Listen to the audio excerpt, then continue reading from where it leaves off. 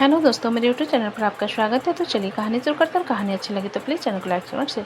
शाम का वक्त है। मैरिज हॉल में अक्षिता अथर्व की बात सुन उसे अजीब नज़रों से देखते हुए बोले, थाने को याददाश्त चले जाने वाले कुत्ते ने काटा है क्या? जिस पर अथर्व अपना सर नहीं में हिलाकर बोला, मैं राजस्थान की बात नहीं कर रहा। ऐसा लगता है जैसे मैं तुम्हें सच में पहले से जानता हूँ। अक्षिता अथर्व के कन्फ्यूजन भरे चेहरे को देख अपने होठों पर एक सार्कास्टिक स्माइल लेकर बोली, याद कर छोरे, के पता याद आ जाऊँ थारे को कि तूने मन्ने अपने सपने में देखे से। अथर्व अक्षिता के मुस्कान को देखते उसके थोड़े और नज़दीक आकर, सपना की बात मत करो, उसमें तो मैंने बहुत कुछ किया है, मैं असलियत की बात कर रहा हूँ। ये कहते हुए अथर्व अपना हाथ ऊपर करता है तो अक्षिता उसके हाथ में बने स्नेक के टैटू को देखती है तो उसके चेहरे पर जो थोड़ी नमी थी वो भी गायब हो जाती है और वो अथर्व को खुद से दूर धकेल देती है। अचानक अक्षिता के इस तरीके से धकेलने पर अथर्व उसकी तरफ हैरानी से देखते हुए बोला, have you lost your mind? क्या कर रही हो तुम? दौरे उठ रहे हैं क्या? जिस पर अक्षिता अपनी मुट्ठी मजबूती से बंद कर अथर्व को घूरते, मारे को तू छुआ को निकर, मारे को घीना वैसे थारे से। इतना कर अक्षिता वहां से जाने, जिसे देखा अथर्व उसके हाथ को पकड़ उसे खींचकर दीवार से लगाते हुए अपने दांत पे, क्यों तुम्हारे साथ मैं ज़बरदस्ती किया? तुम्हारा फ़ायदा उठाया मैंने? अक्षिता अथर्व के इस तरीके के हाथ को पकड़कर खींचकर उसे खुद से दूर धकेलते, कहा ना थारे से दूर रह मुझसे। ये कहते अक्षिता की सांसें तेज हो गई थी और वो काफ़ी गुस्से में लग रही थी, जिसे देखते हुए अथर्व थोड़ा कंफ्यूज हो गया, तुम्हें इतना गुस्सा क्यों आ रहा है मुझ पर? अथर्व के सवाल पर अक्षिता अपने दांत पीसते हुए, जो छोरा गलती करके अपनी गलती को नहीं याद कर सके, थारे को लगे मन्ने ऐसे लोग पसंद से, तो तू बहुत बड़ी गलतफहमी में है। जिसे सुनकर अथर्व अपने दिमाग पर जोर लगाते, जहाँ तक मुझे पता है राजस्थान से पहले मैं तुमसे कहीं नहीं मिला, लेकिन तुम्हारी बातें मुझे इफेक्ट कर रही है। अक्षिता अथर्व के कंफ्यूज भरे चेहरे को देखकर एक व्यंग भरी मुस्कान लेकर बोली, मैं थारे जैसे आदमी के साथ एक पल भी क्यों नहीं रह सकूँ, इसलिए मैं तन्ने कभी ना बताऊं कि हम दोनों पहले भी मिल चुके हैं। अक्षिता की बात सुनकर अथर्व अपना सिर हिलाते हुए, मुझे यकीन था कि हम पहले भी मिल चुके हैं, हम कहाँ मिले हैं? जिसके जवाब में अक्षिता अपना सर नहीं में हिलाकर बोली, ना बताऊंगी, पता लगा सके है तो लगा ले। ये कहकर अक्षिता अथर्व को खुद से दूर करते वहाँ से चली जाती है। अथर्व जाती हुई अक्षिता को देख अपनी मुट्ठी मजबूती से बंद करते हुए खुद से बोला, मुझे पूरा यकीन है कि हाँ मैं इस लड़की से मिल चुका हूँ, लेकिन कहाँ? इतना सोचते हुए अथर्व अक्षिता के पीछे चला जाता है। इधर मृत्युंजय परेशान सा बैठा अभी भी चिराग के बारे में सोच रहा था। वो कई दफ़ा अपने जहन से इस बात को निकालने की कोशिश कर रहा था, लेकिन उसके जहन से वो बात निकल ही नहीं पा रही थी। जब उसके पास सुधांशु आकर बैठते बोले, किस सोच में खोए हुए हो आप? सुधांशु की आवाज़ सुन मृत्युंजय अपने शेन से बाहर निकल उसकी तरफ देखते हुए बोला, मेरी छोरो, तुम अपनी होने वाली बीवी को छोड़कर मेरे बगल में क्यों आकर बैठ गए? जिसे सुनकर सुधांशु अपनी आंखें चढ़ाते रहे, क्यों सीट खरीद कर रखी है क्या? मृत्युंजय सुधांशु की बात सुन चिढ़ते हुए, मुझे बस तुम्हारी यही बात बिल्कुल नहीं पसंद, हर वक्त उल्टा जवाब देना रहता है तुम्हें। आप सवाल नहीं अजीब पूछ रहे हो, लेकिन ये सब छोड़ो, आप ये बताओ आप परेशान क्यों हो? सुधांशु ने बात को बदलते हुए, जिस पर मृत्युंजय कुछ पल चुप रखकर, मैं थोड़ी सी परेशानी में घिरा हुआ हूँ। तो आपको किसी ने सिखाया नहीं, जब हम परेशान हो तो उस परेशानी को किसी के साथ शेयर करो, तब जाकर परेशानियाँ थोड़ी कम हो जाती हैं। सुधांशु ने सामने डांस को देखते हुए कहा, जिसे सुनकर मृत्युंजय सुधांशु की तरफ देखते हुए, क्या करूँ, तुम्हारी तरह ज्ञान देने के लिए कोई है नहीं ना, इसलिए बेवकूफ़ों की तरह सोचता रहता हूँ। जिस पर सुधांशु मुस्कुराते हुए, चलिए आपको पता तो चला कि आपके पास दिमाग की थोड़ी सी कमी है। मृत्युंजय सुधांशु की बात पर अपने दांत पीसते हुए बोले, तुम मेरी बेइज्जती कर रहे हो या यहाँ पर? जिसे सुनकर सुधांशु जल्दी से अपना सिर नहीं में हिलाते हुए, जी नहीं, मुझ में इतनी हिम्मत कहाँ जो मैं इंडिया के most intelligent aerial top 10 business tycoon Mrityunjay Sharan की बेइज्जती कर सकूं।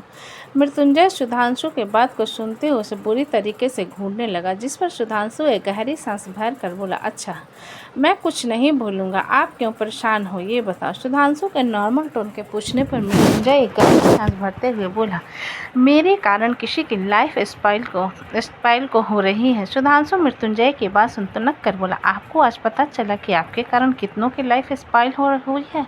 सुधांशु की बात सुन मृत्युंजय उसे बुरी तरीके से घूरते हुए बोला, मुझे तुमसे बात ही नहीं करनी। अच्छा ठीक है, आप भी लड़कियों की तरह गुस्सा हो जाते हो यार, बताओ क्या हुआ?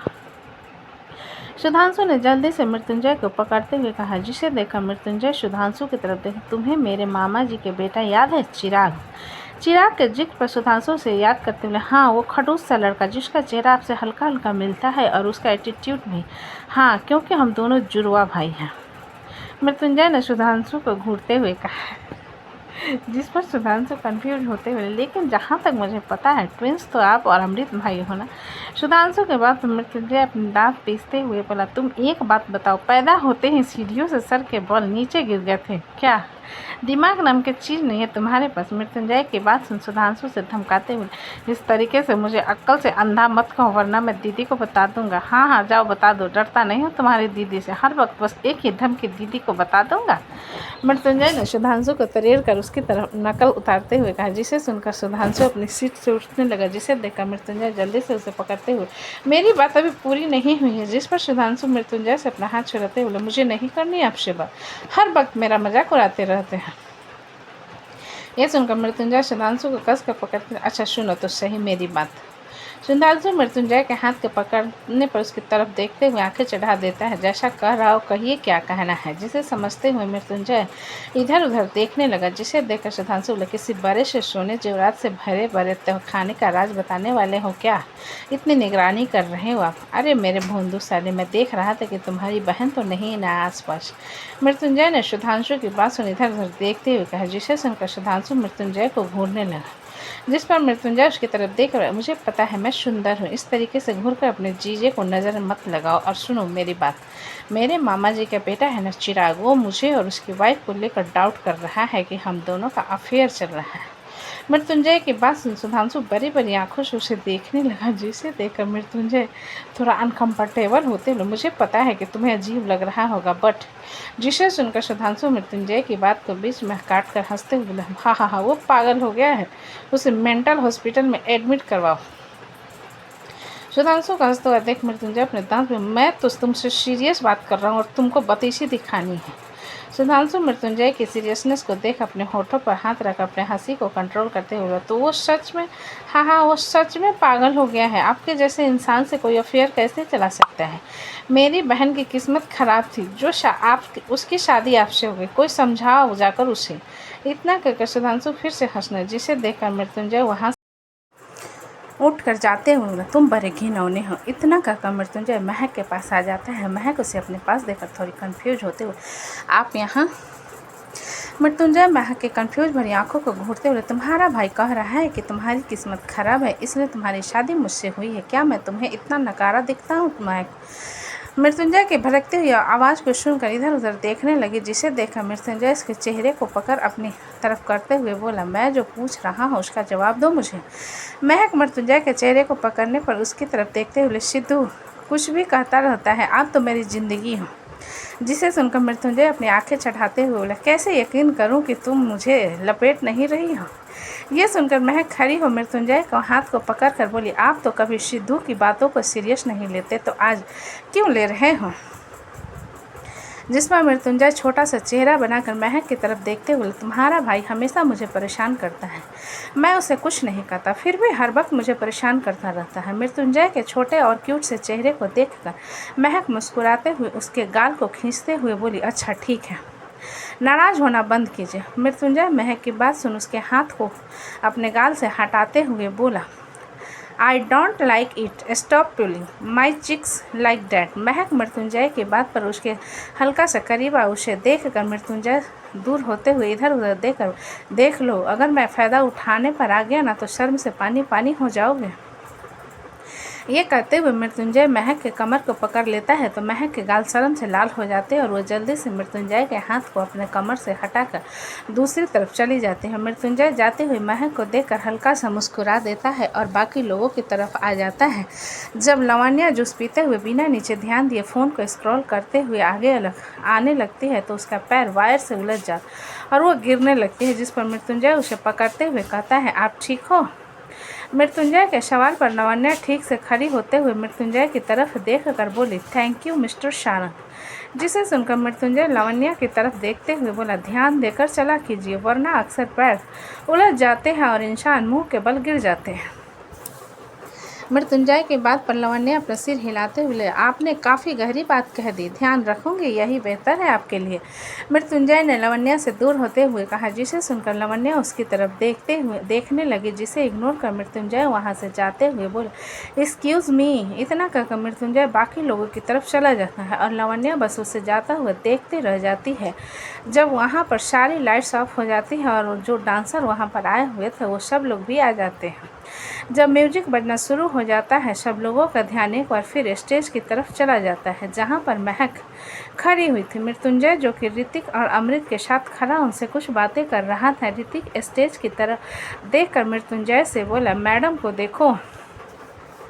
ऋतिक की बात सुन मृत्युंजय सर घुमा कर देखता है जहां महक म्यूजिक में डांस कर रहे थे, जिसे देखकर मृत्युंजय मुस्कुराते हुए अपने कदम उसकी तरफ बढ़ा देता है। उन लोगों के सॉन्ग खत्म होने के बाद वैशाली अमृत की तरफ देखते हुए बोली, हम ज़्यादा अच्छा गा रहे थे।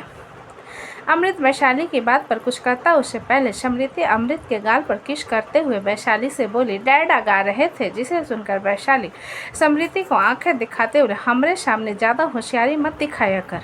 समृति वैशाली की बात सुन अपनी आंखें चढ़ाते हुए बोली, काहे?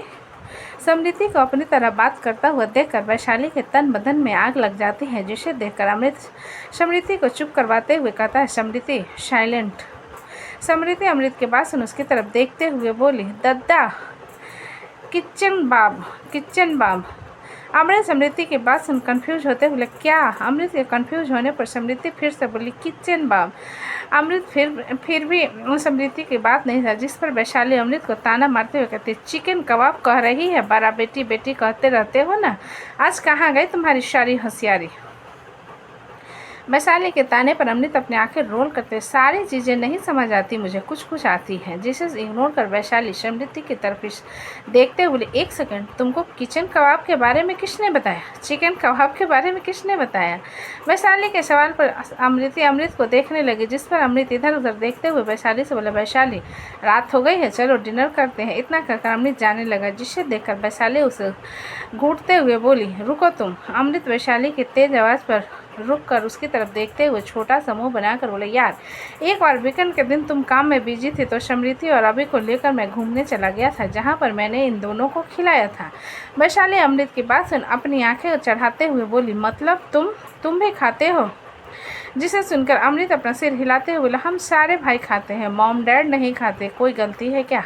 वैशाली अमृत की बात सुन बुरा समूह बनाते हुए बोली, आगे से हमको चुमना मत, हम बता रहे हैं, तुमको दूर रहना हमसे।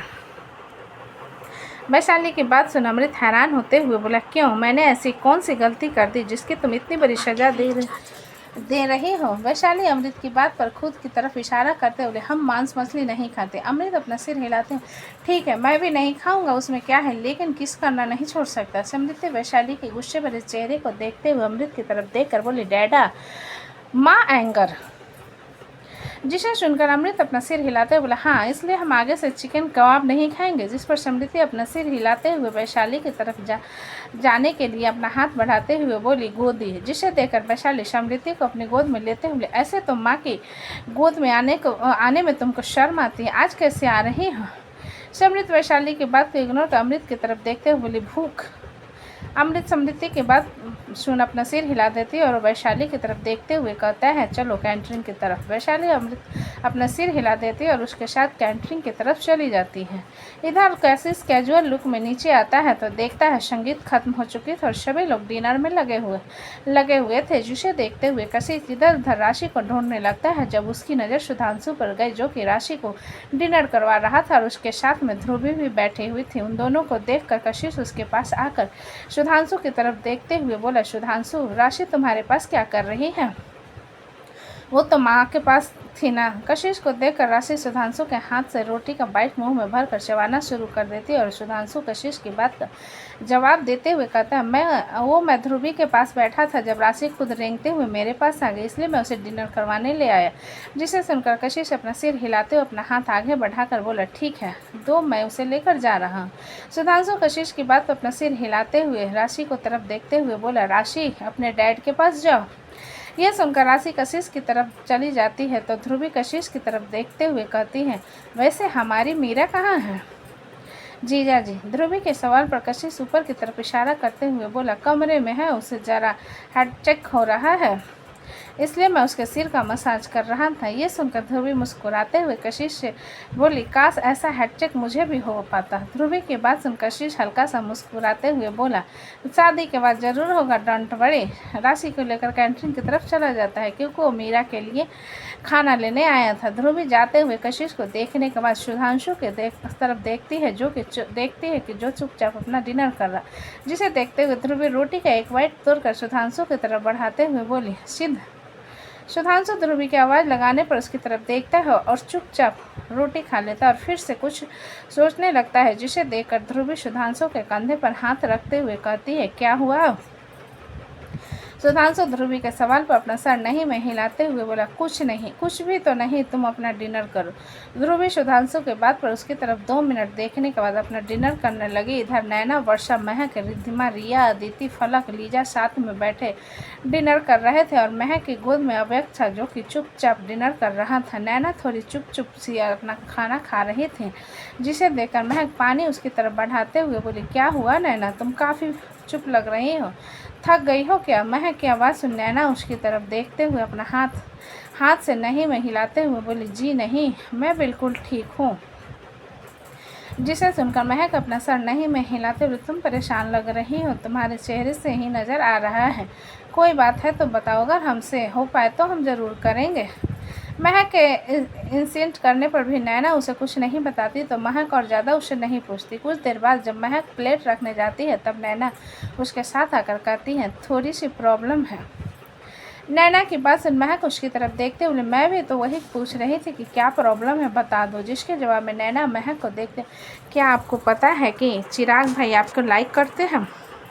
बल्कि कहना चाहिए कि लाइक नहीं, प्यार करते हैं, अभी से नहीं, पिछले 3 सालों से। क्या? महक ने हैरान होते हुए कहा, जिस पर नैना अपना सिर हिलाते हुए बोली, लास्ट टाइम जब आपका डांस कंपटीशन हुआ था उस टाइम पर चिराग भाई ने आपके हस्बैंड मृत्युंजय को रास्ते से हटाने की कोशिश की थी और उसी टाइम पर आपके फूफा जी के बेटे विक्रम की शादी हो रही थी और उसी टाइम आपके हस्बैंड को इस बारे में पता चला था। उन्होंने भाई का पैर तुड़वा दिया था ताकि वो आपके साथ डांस ना कर सके। जिसे सुनकर महक के हैरानी की कोई सीमा नहीं थी। उसे इस बारे में पता नहीं था और शायद नैना ना बताती तो पता चलता भी नहीं, लेकिन वह फिर भी नैना की तरफ देखते हुए बोली, लेकिन आपके भाई ने मेरे हस्बैंड को मारने की कोशिश क्यों की? क्योंकि वो आपको पाना चाहते थे, नैना ने सिंपल सा जवाब दिया। जिसे सुनकर महक हैरान आंखों से नैना की तरफ देखते हुए बोली, आपको क्या लगता है मैं कोई पाने लायक चीज़ हूँ या कोई सामान हूँ? अब तो जितनी भी इज्जत थी वो आपके भाई के लिए, अब उन्होंने वो भी सारी इज्जत खो दी। जिस पर नैना महक के हाथ को पकड़ते हुए बोली, मेरी भाभी प्रॉब्लम में है। नैना की बात पर महक उसकी तरफ कन्फ्यूजन में देखते हुए बोली, भाभी मतलब प्रथा, क्या हुआ उसे? नैना महक के सवाल पर उसकी गोद में बैठे अभक्त की तरफ एक नज़र देखने के बाद बोली, भाई को लगता है कि मृत्युंजय भाई और भाभी का अफेयर चल रहा है। नैना की बात सुनकर महक गुस्से से उसे घूरते हुए, दिमाग ठिकाने पर है आपके भाई का, या अपने नफरत के चलते अंधे हो चुके हैं जो अपनी वाइफ के ऊपर इतनी घटिया इल्ज़ाम लगा रहे हैं और मेरे हस्बैंड के ऊपर? अगर अपनी नीचता भरी उंगली उठाने की कोशिश की तो मुझसे बुरा कोई नहीं होगा उनके लिए। तो दोस्तों, कहानी कैसी लगी मुझे कमेंट में लिखें। अच्छी लगे तो प्लीज़ चैनल को लाइक करें, सब्सक्राइब करें और ज़्यादा से ज़्यादा शेयर करें। कहानी को पूरा सुनने के लिए धन्यवाद।